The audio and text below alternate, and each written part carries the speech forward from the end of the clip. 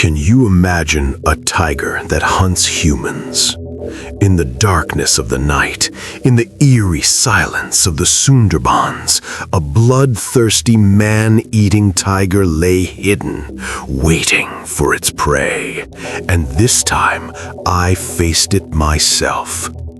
Hi friends, I'm Sharik, and you're watching ManEater Chronicles.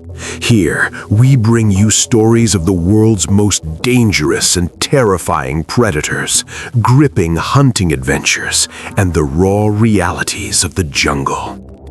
Every week, Saturday at midnight, 9 p.m., I bring you a new spine-chilling story. So set your alarm, because you're about to witness tales that will freeze your blood. At that point in my life, things were relatively calm.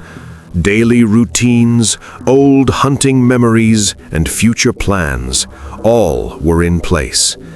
Yet deep down, there was always an unexplainable emptiness. Around that time, I received an invitation to a close friend's wedding in Dhaka. I paused for a moment, then decided to attend. Perhaps the trip would pull me out of the monotony of everyday life. As soon as I arrived in Dhaka, the city's energy surrounded me. Bright streets, laughter, music, and wedding festivities glowing with life. Colors, fragrances, and joy filled the air. I tried to blend into the cheerful atmosphere, but for some reason, a part of me felt unrestless. Maybe it was in my nature. A heart accustomed to silent valleys and lurking danger felt like a stranger amidst so much celebration. During one of the wedding gatherings, as I sat chatting casually with friends, a hushed conversation caught my attention. A few men were quietly talking about the Sundarbans. I froze. The Sundarbans. A name that isn't just a forest, but a symbol of fear, mystery, and death. I began listening carefully. One word kept surfacing again and again: man-eating tiger. They said a ferocious tiger had unleashed terror in the villages near the Sundarbans. People were disappearing. Bodies were never recovered. In the darkness of night, the tiger would break through the fragile walls of huts and carry people away. The listeners were shaken. The speakers' voices trembled. This wasn't a rumor. It was a living nightmare, growing more horrifying with each passing day. Those words awakened the hunter within me. My heartbeat quickened. That familiar restlessness returned, the same surge I always felt upon hearing of great danger. I tried to remind myself that I had come for a wedding, not to face death in a jungle. But the truth was clear. My heart was no longer in Dhaka's bright lights. It was already wandering through the dark, swampy wilderness of the Sundarbans. At that moment, I realized this journey might not end with a wedding. Somehow, this man-eating tiger's story was about to become my own. A hunter's warning. The wedding celebration was at its peak. Laughter, music, and congratulations echoing everywhere. But my mind was elsewhere, returning again and again to the man-eating tiger. Lost in thought, my friend gently grabbed my arm. "Come," he said, "I want you to meet someone special." He led me to a quieter corner of the venue, where a middle-aged man sat with a serious expression. His eyes reflected exhaustion and experience. After introductions, I learned that he too was a hunter of wild predators and had recently returned from the Sundarbans. The moment the forest was mentioned, his expression changed. His voice lowered. A flicker of fear crossed his eyes. He had spent an entire month in the Sundarbans tracking the same man-eating tiger, without success. This was no ordinary tiger, he said, taking a deep breath. This beast had learned to understand human movement. His words drowned out the noise of the celebration for me. He explained that the tiger had already killed 16 people and more than 50 livestock. At first, it attacked cattle, but one day a human became its prey, and after that, it never turned back.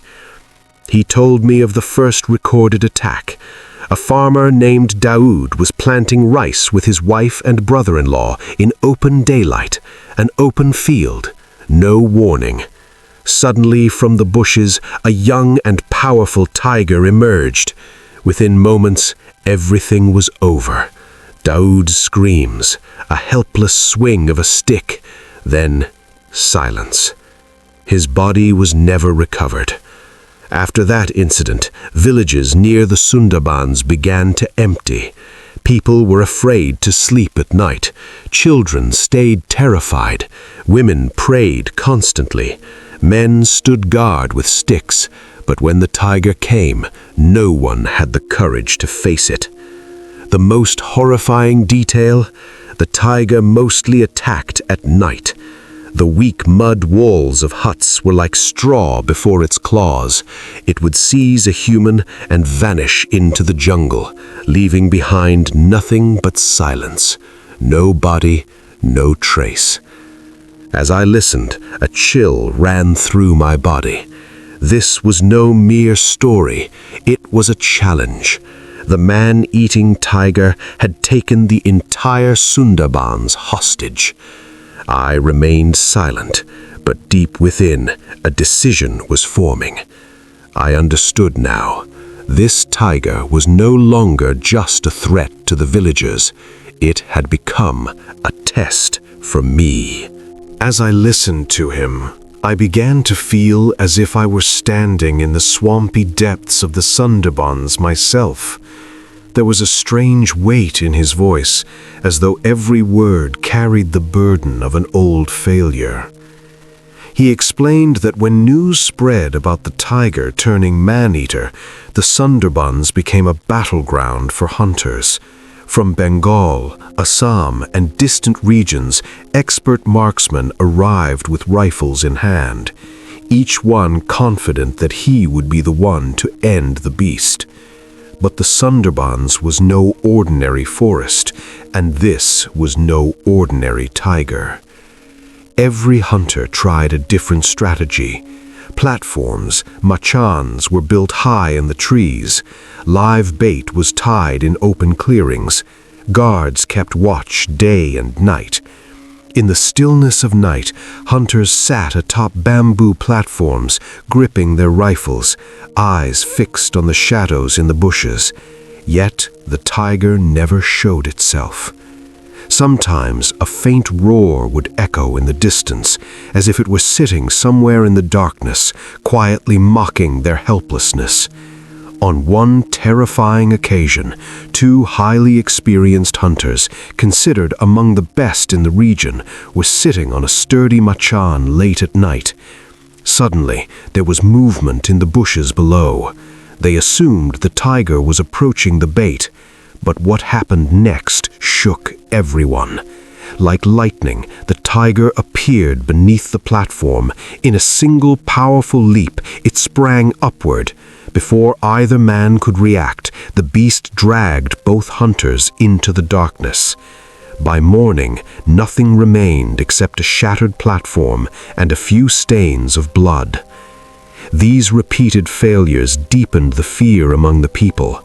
Soon, rumors spread that this tiger could recognize guns, understood hunting traps, and could read human intentions. Some even claimed it was not an ordinary animal at all, but a curse of the jungle, sent to punish humans for their sins. The man told me that he too had ventured into the Sundarbans with 3 fellow hunters and 4 assistants. They traveled by boat, carrying supplies, rifles, ammunition, and lanterns for light. Strong machans were built at various locations deep inside the forest. Nights were spent perched above the ground, sleep-deprived, tense, jumping at every sound. but it was as if the tiger already knew they had arrived. After 4 or 5 nights of waiting, the tiger still did not appear. Then came devastating news. 10 miles away, a fishing village had been attacked. A young girl was dragged from her hut into the jungle. Hearing this, the hunters' morale began to crumble. It felt as though the tiger was hunting freely despite their presence, openly challenging them. In the end, the man admitted that the ManEater had defeated him as well. After spending an entire month combing through the Sundarbans, he returned exhausted and empty-handed. Not even a shadow of the tiger had been seen. As I absorbed his story, a strange fire ignited within me. Yes, there was fear, but stronger than fear was determination.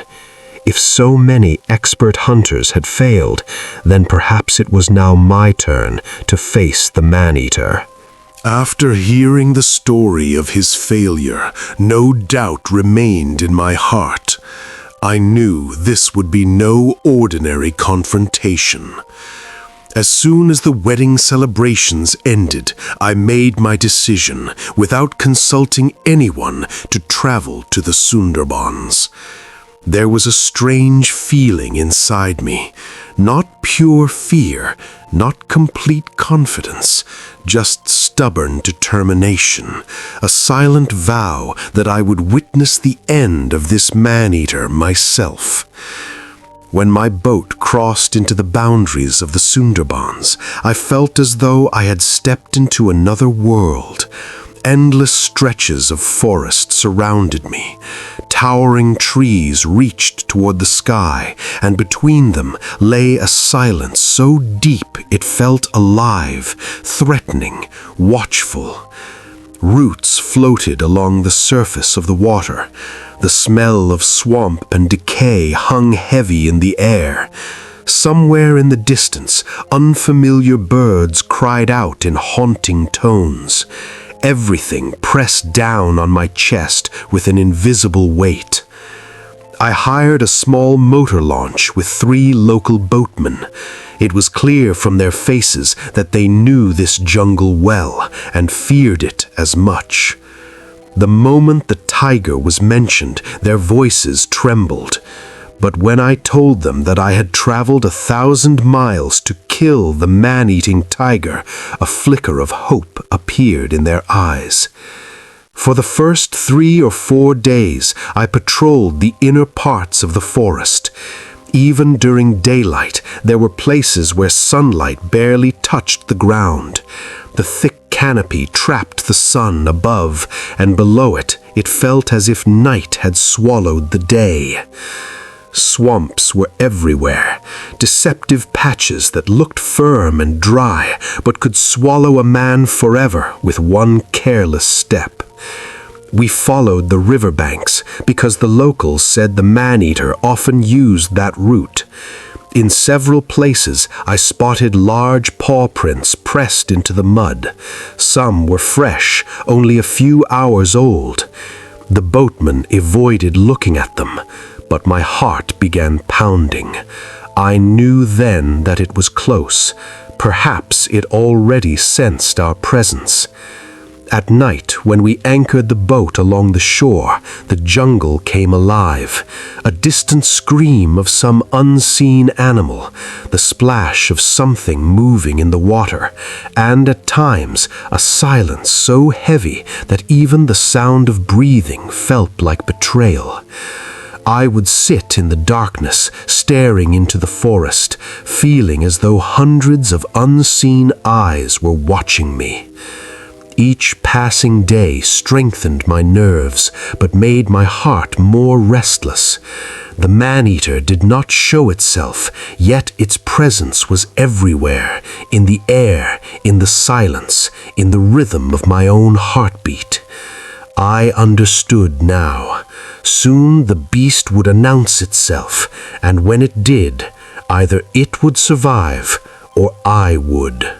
There was a strange heaviness in the air, as if the jungle itself was warning of an approaching tragedy. I had just stepped out of the Mondil Komal West House when a local worker rushed toward me, visibly shaken. His face was pale, his voice trembling. He told me that about 6 or 7 miles to the left, along the riverbank, the tiger had killed a hunter. A chill ran through me. This was the moment I had been waiting for.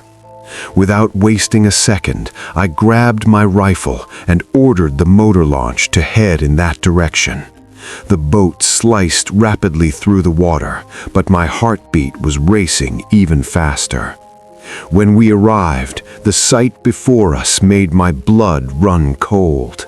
Several boats were anchored along the riverbank. 20 to 25 men stood aboard them, terrified, yet none dared step onto the shore. A short distance away lay the blood-soaked body of a young hunter. His clothes were torn, deep bite marks scarred his neck. The mud bore heavy claw marks, carved into the earth like signatures of violence. In trembling voices, the man explained what had happened. A group of young hunters had just stepped off their boat and were about to enter the forest when the ManEater, hidden in the bushes, attacked without warning. In a single instant, it seized one of them. The others, in panic, dropped their rifles and ran back toward the boats. In blind fear, they fired wildly. Instead of killing the tiger, the gunshots only made it more alert. With one powerful leap, it vanished into the dark jungle. The body was left behind, and no one dared retrieve it. Watching this, I realized that if no decisive action was taken now, the beast would claim even more lives. In that moment, a dangerous, but perhaps the only effective plan formed in my mind. I silenced the crowd and told them that panic would achieve nothing. If they truly wanted to avenge their companion, they would have to trust me. All eyes turned toward me. Rifle in hand, I stepped off the boat alone. I approached the body and carefully examined the surrounding bushes. Everything was quiet, but it was the kind of silence that hides death. When I returned, I explained my strategy, a trap so bold that the ManEater would walk into it on its own. At my instruction, the boatmen began digging near the body. Slowly, others gathered the courage to join them. Sweating, fearful, whispering silent prayers, they dug a deep pit, deep enough for a man to hide inside. When everything was ready, I silently invoked God's name. I knew what came next would stand between life and death. For the first time, I was about to openly challenge the ManEater, and I was certain it would accept the invitation. The pit was ready, and I climbed down into it. The ground was cold and damp. The scent of crushed bushes mixed with the dry, swampy soil, creating an atmosphere thick with tension. My heart pounded violently, each beat echoing like a whisper of death in my ears. I gripped the rifle tightly between my knees and forced myself to steady my breathing. Every sound in the jungle, the rustle of a leaf, the snap of a twig, the distant cry of a bird rang in my ears like a warning. The silence was terrifying. At times, faint growls drifted from somewhere deep between the trees. I tried to ignore them, but my heartbeat quickened uncontrollably. I told myself quietly, now everything is in God's hands. The tiger will come on its own, and then it will end. Either it dies or we do. Sitting inside the pit, I analyzed the predator's movements, its habits, the way it hunted, the way it appeared suddenly in the stillness of night. I remembered how it often returned to a body, dragging it away after feeding on human fear. That was why every angle of the pit had to be perfect. After some time, I heard a faint scrape in the air. I lifted my head and fixed my gaze at the edge of the bushes. The branches shifted slightly, heavy, deliberate movement. It was coming. Despite the exhaustion in my eyes, they remained sharp and alert. My grip tightened around the rifle. Every second felt stretched thin. Time moved slowly. The distant sound of flowing water, a bird calling, the whisper of wind, but I knew those were distractions. The real danger was only steps away. Then, a heavy thud. The ground trembled. I instantly aimed the barrel of my rifle toward the bushes. My pulse roared so loudly I feared the entire forest could hear it. I could feel it. He was near, sensing my presence, measuring his prey. This was the moment of waiting, the moment where fear and life stood side by side. I knew everything now depended on my courage, my precision, and God's will. The tiger was close, and when it appeared, only I and the rifle hidden in this pit would stand between it and survival. My eyes locked onto every movement in the undergrowth. It felt as though the entire jungle was holding its breath, waiting for the confrontation. Then I saw it. A shadow emerged between the bushes. My heartbeat thundered in my chest. The tiger stepped into view, majestic and terrifying. Its eyes glowed in the dim light. Its white teeth gleamed. Its massive paws pressed into the earth with controlled power. Every movement carried the scent of danger. I froze inside the pit. The rifle was steady in my hands, though they trembled slightly between fear and adrenaline. Slowly, the tiger moved closer. With each step, the ground seemed to shake. Every shifting leaf felt like a threat to my life. It reached the body and lowered its head to sniff it. This was my chance. Slowly, carefully, I adjusted the rifle's aim toward its forehead. Every second felt like an eternity. I prayed silently for courage. The tiger examined the corpse, then suddenly turned his head toward me. Its eyes locked onto mine. There was a sharp, piercing light in them, the kind born to destroy prey. I pressed the rifle firmly against my shoulder and steadied myself. The tiger let out a thunderous roar, a warning that shook the air, but I refused to move.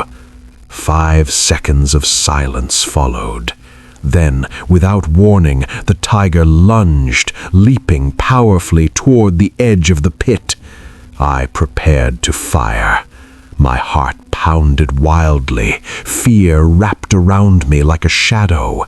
The tiger clawed at the ground, roaring, staring directly at me as if deciding my fate.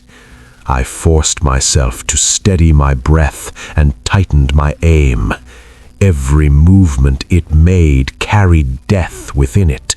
One mistake would mean the end of me. This was the collision of hunter and hunted. The jungle's silence, the beast's roar, my trembling resolve. Everything had come together into one terrifying moment of suspense. I whispered to myself, either I stop him now, or this will be the last moment of my life. The tiger was only steps away, and the first true clash between us was about to begin. The tiger had reached the edge of my pit. Every second felt like it could be my last. Its roar shattered the silence of the jungle, and the ground seemed to tremble beneath its weight, as if a storm had taken the shape of a living beast. I tightened my position, pressed the rifle firmly against my shoulder, and prayed silently to Allah that this moment would turn in my favor. There was a terrifying intensity in the tiger's eyes, as though it could read my every move. Its movements carried both raw power and calculated precision. I knew that one mistake would cost me my life. I steadied my breathing. For a few endless seconds, time seemed frozen. It was just the tiger and me, locked in a silent battle of wills. Suddenly, it roared and lunged. I fired immediately. The bullet seemed to strike towards its head. The tiger recoiled with a furious roar, stepping back, but only for a moment. Within seconds, it moved again, bending towards the corpse to sniff it. I prepared the second shot, aiming carefully at its forehead. Those were the most intense seconds of my life. Then, gathering its full strength, the tiger leapt towards the pit. I held my nerve and pulled the trigger. The bullet struck its forehead. The tiger roared violently, twisting mid-air and crashing to the ground. I fired a third shot. The fierce glow in its eyes faded, but its massive body still thrashed with terrifying force. It wasn't finished yet. I watched carefully as its movements began to slow. Even wounded, it remained dangerous. Summoning every ounce of courage, I climbed out of the pit, rifle ready, and approached cautiously. With one final surge of strength, the tiger jerked violently, then collapsed onto the earth. I moved closer and made sure it could not rise again. My heart was pounding so loudly I could hear every beat in my ears. I signaled to the young hunters waiting nearby. Slowly, cautiously, they approached and formed a protective circle around the fallen beast before moving its body to a safer place. Even after its death, the fear lingered. The jungle remained silent, but it was not peaceful silence. Every tree, every bush, every muddy path of the Sundarbans seemed to echo the tiger's strength and cunning. This was the most dangerous and suspenseful moment of my life. The tiger's skill, its terrifying presence, my desperate struggle to survive, all of it combined into a scene I will never forget. I thought to myself, this is the turning point of my story, the moment that placed me face to face with life and death. After the tiger's death, a deep and unsettling silence settled around the pit. The terrifying predator lying on the ground was now just a lifeless body, but the weight of its presence still lingered in every heart. I took a deep breath and slowly lowered my rifle. The young hunters, still trembling, could barely move. Their eyes reflected a mixture of fear and disbelief. I signaled to them to carefully remove the tiger's body from the pit. One by one, they stepped forward cautiously and gathered around the carcass. I moved closer in my boots and advised them to observe carefully and handle the situation without haste. With seriousness and care, they began lifting the body out of the pit. The men standing on the boats along the riverbank finally began to move as well. When they saw the tiger lying still, a collective sigh of relief swept through them. Those hours of terror were over. In their hearts, fear began to give way to courage. Silently, I thanked Allah for protecting me and my companions through this ordeal. I instructed the young hunters to move the body to a secure location where no other animal or danger could disturb it. Slowly, with all their strength, they carried it away. I guided them at every step to ensure there were no accidents. The people aboard the boats exchanged words of relief and encouragement. From the edge of the village, onlookers watched the scene unfold. In their eyes, there was astonishment, but also peace. I reassured the young hunters that with the ManEater gone, they could now move through the forest with the same fear that had haunted them for so long. I removed the rifle from my shoulder and sat at the edge of the pit, taking in the scene before me. The tiger's death was more than a single moment. It was a turning point that restored hope after so much danger in the Sundarbans. The young hunters congratulated one another, feeling the weight of victory. Relief and quiet joy spread across their faces. This was not only the end of the tiger, it was a triumph of courage, patience, and careful planning. In my heart, I knew this event would never be forgotten. The story of the man-eating tiger of the Sundarbans would live on, not just for me, but for everyone who had witnessed those days of fear and that final moment of confrontation. As we boarded the boats and slowly made our way toward the forest's edge, the memory of fear and suspense still lingered in our minds, but the tiger's fall had given us something greater, the confidence that separates life from death. The experience in the Sundarbans had become a story that would remain with us forever. After the tiger was killed, we boarded the boat and slowly began moving toward the edge of the Sundarbans.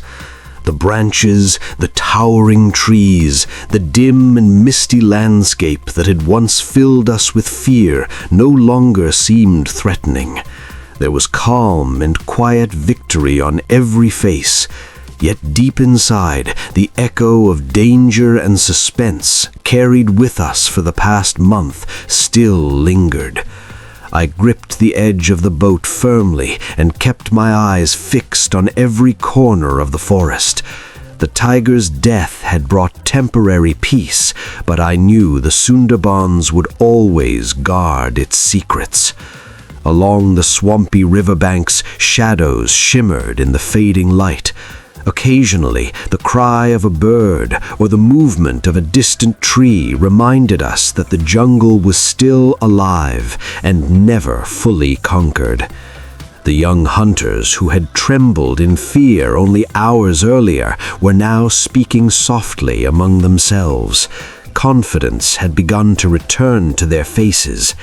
I told them that killing the tiger was not merely a physical victory, it was a triumph of patience, strategy, and teamwork.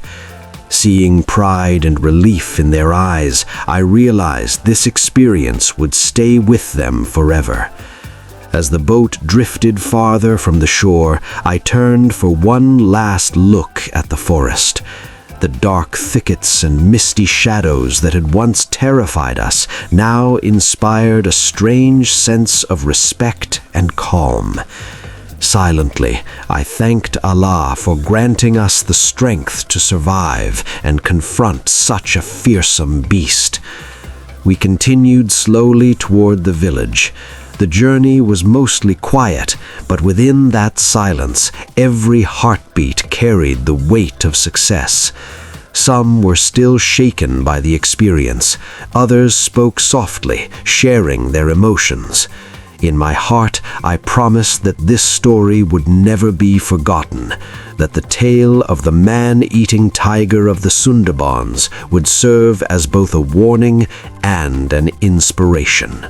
When we reached the village, our success was acknowledged with relief and quiet celebration. Yet even amid the congratulations, the fear and suspense that only the jungle can create still lingered in our minds. People spoke to us with a mixture of awe and disbelief.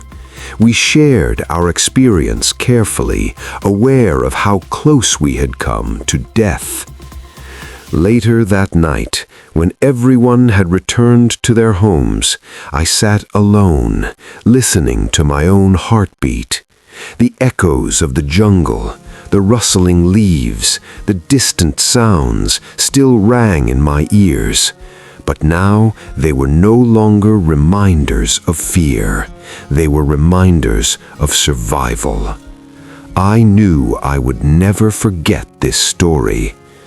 The man-eating tiger of the Sundarbans was not just a beast, it was a force of nature, a test of human courage and endurance.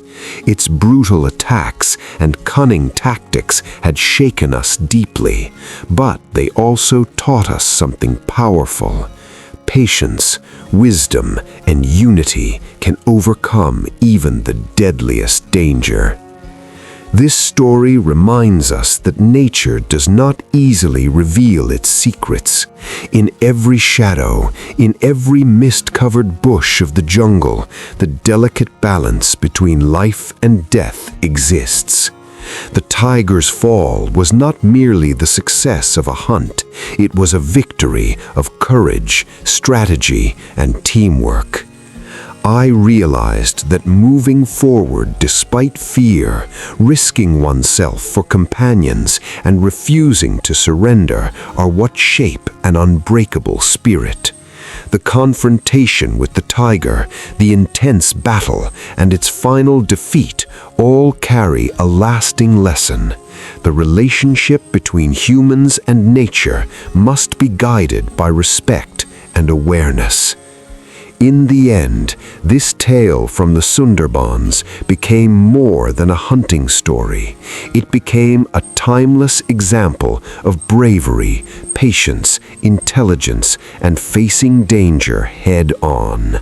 It is a reminder to anyone who walks toward their goal despite fear that even the greatest dangers in life can be overcome by courage and wisdom. In the end, the tale of the Sundarbans was not just about defeating a man-eating tiger. It was about confronting fear, trusting one another, and standing firm in the face of overwhelming danger. The jungle tested our patience, courage, and unity, and through that trial, we discovered our true strength. The tiger's death marked the end of a threat, but it also marked the beginning of understanding. We learned that victory is not only about physical power, it is about strategy, resilience, and the ability to remain calm when everything around you feels uncertain. The forest remained vast and mysterious, reminding us that nature demands respect, not arrogance. This experience changed us forever. It strengthened our bond, sharpened our minds, and taught us that even in the darkest moments, courage can light the way forward. Long after we left the jungle behind, its echoes stayed with us. The rustle of leaves, the stillness before danger, the pounding of our hearts in moments of uncertainty. But those sounds no longer carried terror. They carried memory, strength, and meaning. The story of the man-eating tiger will live on, not merely as a hunting victory, but as a testament to bravery, faith, and determination. It stands as a reminder that the greatest battles are often fought within ourselves, the battle between fear and courage, doubt and resolve. Somewhere in the silent mangroves, beneath the shifting light and endless sky, nature continues its eternal rhythm, and we carry forward its lesson that life's fiercest dangers can be overcome with patience, wisdom, unity, and unwavering courage. This was not just the end of a hunt. It was the triumph of the human spirit.